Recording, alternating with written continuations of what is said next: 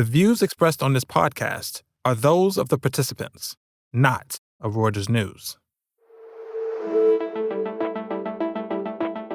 Our country and its taxpayers have been ripped off for more than 50 years, but it is not going to happen anymore. It's not going to happen.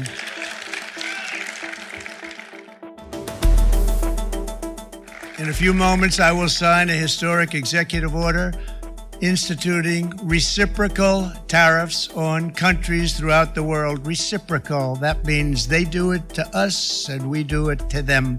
Very simple. Can't get any simpler than that. September 11th, 2001, the attack on the World Trade Center. The 15th of September, 2008, when Lehman Brothers failed to secure a bailout. These are the days that are etched into the memories of those who lived through them, ones that changed the course of the world economy. April 2nd, 2025 can now be added to that list. US President Donald Trump christened it Liberation Day, a strangely positive spin on hitting both friends and foes with blanket tariffs that sent global markets into a frenzy. The implications of this historic change in global trade policy is the focus of this week's Viewsroom. Welcome back to the Viewsroom, the weekly podcast that invites you, the listener, into a lively debate with Breakingviews columnists. And I'm your host, Amy Donlan. And I'm Jonathan Guilford.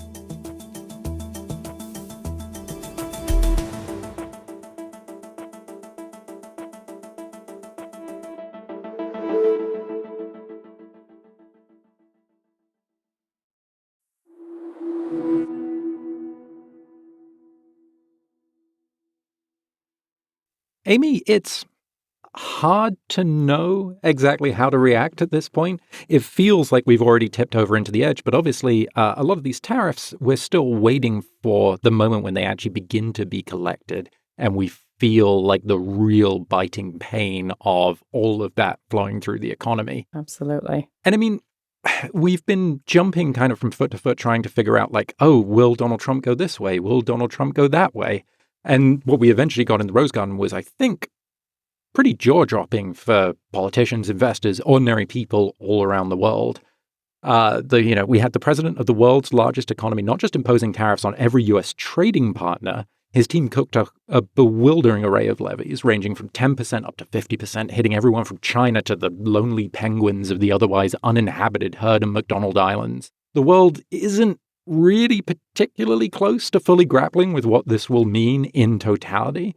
But fortunately, I think we have a powerhouse duo for today's episode to walk us through it all.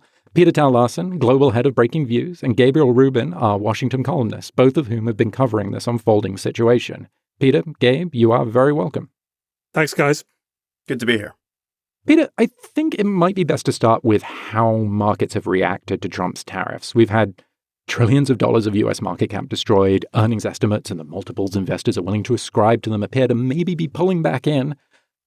This was all, I think, fair to say, much worse than expected. But do you think at this point we're anywhere close to fully pricing in what's actually coming down the pipe?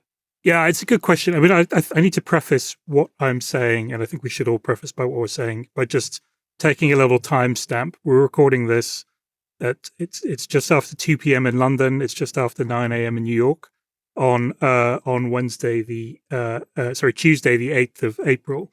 So those tariffs that Trump announced, they go into full effect at midnight US time tonight. So there is still possibility that in the next few hours there will be some dramatic change of direction. There's obviously also the possibility that after that there will be some sort of changes. So we're doing the best we can with the situation we're in at the moment. But that kind of is also the point. The point is that nobody knows for sure whether these tariffs are going to go into force in whatever it is in a few hours' time.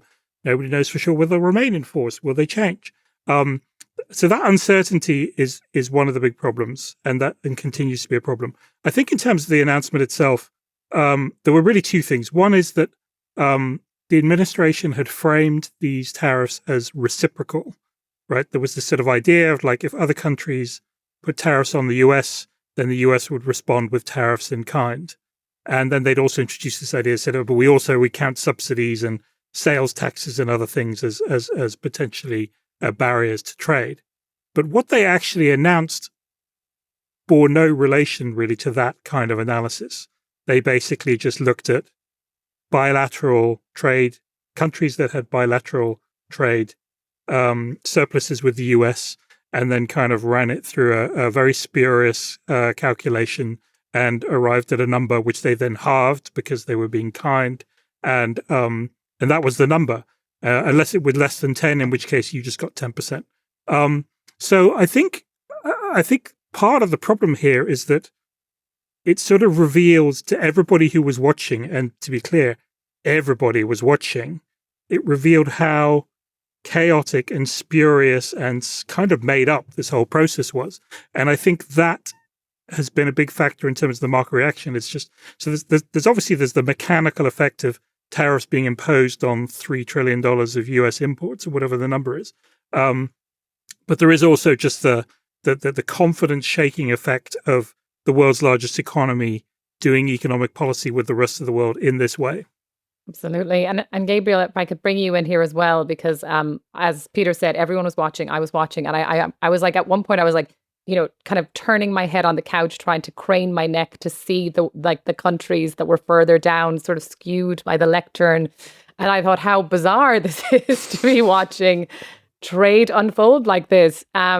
So I'm kind of curious, you're on the ground in Washington, D.C., you're in New York today, but you have been in Washington. What is the sentiment like? I mean, you see some Republican senators seemingly trying to kind of wrestle back tariff control from the White House. I mean, what is there any signs of cracks that in the way that this is all being laid out, in the way this is being presented, in the way that negotiations could happen? Because I mean, yeah, I mean, I assume this is what they thought would happen because obviously the markets have reacted very badly. But yeah, I mean, it can't be going down well with Republican voters either. Yeah, you are starting to see early signs of cracks. How far those go, we just don't know yet. I think there have been several other instances throughout the Trump era where it seemed like the dam was about to break in terms of Republicans, or at least official Republican support for him. And that didn't end up happening, most notably after the January 6th insurrection in 2021. But now you have a sort of similar number, 7 or 8 Republican senators as of this taping, who have gone on record saying that these tariffs, go beyond the emergency powers that Congress has granted to the president over several decades. Many of the authorities Trump is using are from the 70s. And you're starting to see folks from farm states like Senator Chuck Grassley of Iowa, Senator Jerry Moran from Kansas, and then some of the more usual suspects, free traders, like Rand Paul from Kentucky, Mitch McConnell, no fan of Donald Trump, former majority leader, also from Kentucky. So there are these early cracks among sort of more establishment or more free trader Republicans. How far those go, whether they will actually, pass legislation that can withstand a veto, which would be 67 votes in the Senate, that they're very far away from that. And that is what would ultimately, assuming he would abide by such legislation, that's what would legally stop Trump from imposing these tariffs. If Congress puts some sort of restraint on him, which they can of course do, because in terms of the power of the purse that is granted to the legislative branch in the U.S. separation of powers, Congress has control over taxes and funds. Tariffs are a tax. I think that, beyond the Canadian ad campaign in U.S. cities, Americans are very aware at this point that tariffs are a tax. I think the only American who's not aware of that is President Donald Trump. So if Congress would like to reclaim its power in terms of taxation, in terms of writing tax law, they're more than able to do so. The question is whether there's the will there on the Republican side. I did not realize there was a sort of behind enemy trenches PR campaign happening from Canada. Coming to a bus station near you, a bus shelter near you. Oh, wow. Very polite pushback, I'm sure. I am curious because what you're essentially describing there is the internal tussle and negotiation that is supposed to happen within an administration over any kind of policy prescription. This one is, kind of uniquely among anything done by a U.S. president in recent history, something that really feels like it could be determined by what his counterparts in peer nations do. And Peter, I was curious as to your view on this because we've seen China, Canada, Europe all stand to suffer enormously under this policy. And, you've seen China in particular promising to go toe-to-toe with Donald Trump, setting off a potential spiral of additional tariffs. We, now have threats of like another 50% going on top of China imports because they wanted to respond to the 34% the US levied. Do you think we're likely to see diverging strategies here in how these negotiations unfold, or are we basically just locked into a spiral of escalation? I think it depends on the size of the country, to be frank. I mean, I think the big blocs, you've seen just China retaliated pretty much straight away, on Friday. And actually that was in part responsible, I think, for the market taking another leg down on Friday in the US. The EU is sort of preparing its response, sort of making clear that there's going to be some response, but they're leaving open the possibility of some sort of quid pro quo, some sort of face-saving negotiation. And then, but those are the sort of the big blocks. And then the Canadians obviously have retaliated, and then the sort of retaliated to the earlier tariffs. But then smaller countries, kind of they really have no choice but to kind of go cap in hand to Trump and say, or to the administration and say, well, what can we do to make this easier? I mean, you look at a country like Vietnam, which is, probably one of the most exposed economies to trade with the US in the world, and has become so because it was encouraged by the previous administration, the Biden administration, to sort of set itself up as an alternative manufacturing hub to China, has now been whacked with this huge, like 46% tariff or something, and it's not really obvious what they can do about it because they have some reciprocal tariffs which they could lower, but that wouldn't really make that much difference. They could maybe buy some US liquefied natural gas or something like that, but there's nothing they can really do to close that trade surplus. So they're potentially in real trouble, and I guess they just have to try and see whether they can negotiate something. But I would also say that there is this expectation from Trump that Trump has amplified that people will come and ask him, and that they will negotiate, and there might be some opportunity to lower the tariffs. But I think there's also a question mark for a lot of these countries, which is, is this really a sensible strategy? Because how much do you want to tie your trade policy to the whims of a president, which is essentially what we're dealing with here? What's to stop him from imposing some other tariff on some other set of products that that they haven't dealt with yet? I mean, there's still this question hanging over things like pharmaceuticals and semiconductors and lumber and stuff like that. So that's the uncertainty. And then you've also got to ask the question, which is actually, how is this administration going to respond when the inevitable economic consequences begin to feed through? Will there be pressure domestically to reduce the tariffs? Could you imagine some future administration reversing all of this? So I think there's a real question for countries, which is, obviously it's going to be very painful, and they will do what they can to try and alleviate it. But it's not obvious what the negotiating strategy is. Yeah. And I think as well, I mean, Gabe, just to kind of, again, I suppose just the scale of the tariffs, right? Because even before Liberation Day, there were auto levies that seemed, look back of the, napkin calculations, looked to kind of wipe out profit on most car sales in America. I mean, there's now, I guess, a threat of like recession now in the US, which I think a lot of economists are talking about. I mean, what kind of position do you think that this puts Jerome Powell in and the Fed? What kind of decisions are they going to have to be making over the next while that I would imagine are quite a change from what they had planned? Yeah, Powell is put into the exact position he did not want to be in, and one that he, frankly, did everything he could to avoid, and did so as successfully as he possibly could. He engineered a soft landing. This is not on Jerome Powell, the current situation. But the fact of the matter is, we do face a recession. We face a completely man-made, presidential-made recession in the U.S. and perhaps the world at this point. The major U.S. banks, J.P. Morgan has raised its projection of a recession to over 50% at this point, as the base case. Goldman, it will be the base case if and when these tariffs actually go into effect. The only reason that it's not their base case is because they were sort of holding out hope that there would be a pullback.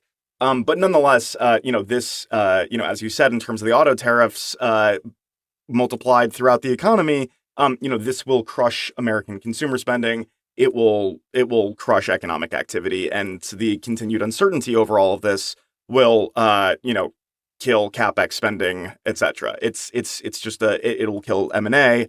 And in terms of the position that Jay Powell finds himself in, he faces what his mentor, Chairman Paul Volcker. It wasn't certainly not the exact same situation, but there are some similarities in that they both face the risk of stagflation. Tariffs are, of course, inflationary. They raise the cost of goods. They raise the cost of imports.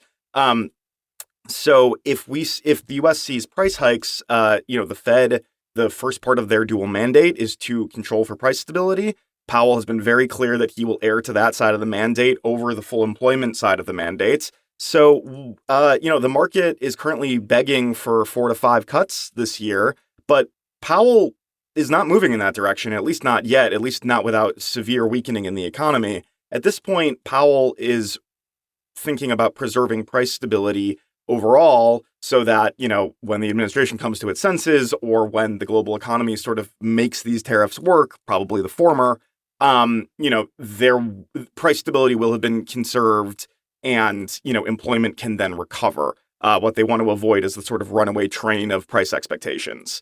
So basically, he has a really hard job. He's going to have a lot of braying from the administration, from the markets, begging him to cut. You've already seen it from Trump. Trump posted on his, Truth Social network a couple of days ago, begging Powell to cut, sort of goading him into doing it. And the markets are clearly, really hoping for that as well. So they're probably going to be disappointed. And the easiest way to avoid a recession is to not do things that cause recessions. I just wanted to, just on the market reaction as well, I think it's also worth noting, and we talked at the beginning about the stock market reaction, which I think, you can make a fairly compelling case that the market hasn't fully priced in these tariffs yet. They're leaving open the possibility of some sort of compromise, some sort of walking back of the tariffs, I think. But the other thing there's some weird stuff happening in the bond market, right? I mean, basically in the last couple of days, we've seen yields on US Treasuries kind of right across the curve, sort of rising quite sharply, and which is not something you would expect if you're sort of trying to price in a recession. And people are slightly scratching their heads and trying to work out what's going on there. Is that people pricing in inflation as a result of tariffs? Is there some sort of disorderly unwind going on? So I think, trying to read the market signals on this is really hard at the moment. And I think we can't totally rule out the possibility that the sort of the size of these moves, that something has come unstuck. Right, and that fits into the odd sort of game theory here, which is not only do you have this institutional setup, as Gabe was talking about, with an independent Fed, Trump potentially at odds, the market screaming for some sort of relief and various reasons why that pressure valve won't be opened. You also have, like you say, Peter, I think maybe not the market response across the board, especially on the credit side, that the administration was hoping for, because supposedly, some part of this whole thing is that they have an eye to lowering the long end of yields, right? So if your country's kind of sitting across the negotiating table here, I wonder the extent to which you're seeing all of this and you're thinking like, okay, these are, my chips here to gamble with. Like, I have these kind of points of leverage that the internal situation in the US kind of hands over to me.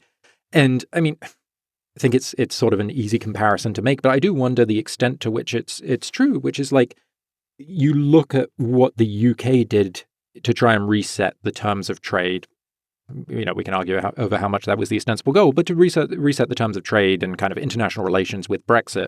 And I think you have, let's say, a mixed track record at best coming out of that. Like, is there any similarity here where you just have one country like kind of pushing full steam ahead down a path, and it like just maybe doesn't actually have the leverage because of all these various factors to extract the kind of global changes that it's hoping for? Yeah, I mean, I think, look, I'm sitting in London, and there's definitely a bit of PTSD going on here. I mean, I think you can definitely look at the Brexit vote, which until last Wednesday was sort of widely considered to be the biggest sort of kind of unforced act of self-harm by a developed country. And maybe the US kind of will knock it off top spot as a result. We shall see. And then actually more recently also, we saw during the Liz Truss government a kind of a chaotic sort of tax cutting budget, which really shook the faith of the financial markets and caused a disorderly unwind in some pension investment strategies, and kind of and led to Liz Truss being the shortest serving prime minister of the last couple of centuries. So there's definitely the sort of aspects of that here. I mean, I think obviously the US is the US. It's the world's largest economy. It's the issue of the world's dominant currency. It's, the issue of the closest thing the world has to a safe asset in US government debt. And so it can get away with a lot, but also when things creak, then, kind of the knock-on implications are much greater. And that's really what we're seeing here. I don't think nothing has really fundamentally cracked yet, but I think this is the moment where a lot of people are asking themselves questions that they previously hadn't really had to ask themselves. This is, neither of you are going to like this question, Peter and Gabe, but this sort of conversation brings us all to, what do we think Trump wants? What is the end goal? So if you listen to some people like Peter Navarro, you'd say, he just wants to equalize trade. That's that's all this is about. But then there's a lot of people who don't really believe that at all. And as I said, I've said this actually probably 3 times on this podcast. We can't get inside his head, but we could maybe have a stab at what we think is going on here or what we think he wants. So Peter, can I start with you? What are your thoughts on, I mean, you can't imagine that he wants the 30-year bonds to spike out, that this, so many billions wiped off Apple. Like, I can't imagine that was the aim of all of this.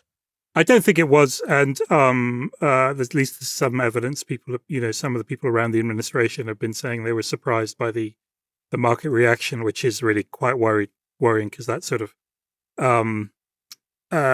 undermines. You've heard people in this process sort of say, "Oh, this is all part of a big grand strategy to reorder the global trading system and to deal with the US deficit and to kind of bring manufacturing back to the US and all these things at the same time." And I think what we've seen over the last couple of days sort of undermines the idea that there is that grand plan or that it's being executed in any kind of meaningful way. I mean, I don't think it's really helpful to sort of sit and try and work out what Trump wants, because I think that the things that he has said he wants over the months and years, that they're just incompatible, right? I mean, he's talked about tariffs raising revenue so they could cut taxes. He's talked about bringing manufacturing back to the US.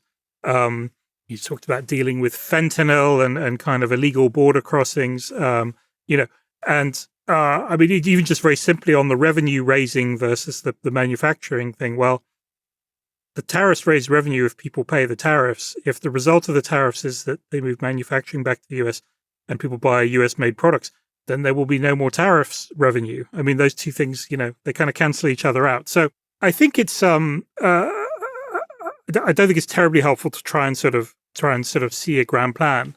I think, and Gabe may have a different view on this, but I think what we're seeing really here is sort of the collision of sort of kind of wild theories and kind of statements with economic reality, and eventually economic reality will win. And I would take it even further. I do agree, but I would take it even further and say that not only are all of his goals incompatible, you can have those goals and then you can sort of work to achieve them in a way that makes sense. But the strategy has no chance of success because it's not geared to it. There's no end in mind. There's no middle in mind, I should say. Actually, the middle stage. Trump talks about I don't care about the short term. Crash in the stock market, and has this long-term goal of, U.S. manufacturing hegemony or autarky or whatever you want to call it. but there's no middle. The middle is just a giant question mark, to sort of steal a common South Park meme. There's just there's steal the underpants, question mark, profit. And we're in the question mark stage because he's just stolen all the world's underpants, and we just are left with a plan that doesn't get us to where he wants us to go. So, you can want a cupcake and punch your sister in the arm to give you her cupcake, but that's not going to make her give you the cupcake. And as a result, she has a sore arm, you're in trouble, and the cupcake is gone. So that's where we're at right now in the US. Underpants, cupcakes, and you've heard it all here on the Viewsroom. I must point out as well that at Breakingviews, we have been writing an awful lot over the past few days on this. Some really amazing pieces from Asia, the US, and Europe, and we'll be doing many more. So we will see what happens. As Peter said, we're recording on Tuesday. We will see what happens over the next few hours, but plenty more to talk and write about. So thank you, Peter, and thanks, Gabe. Thank you.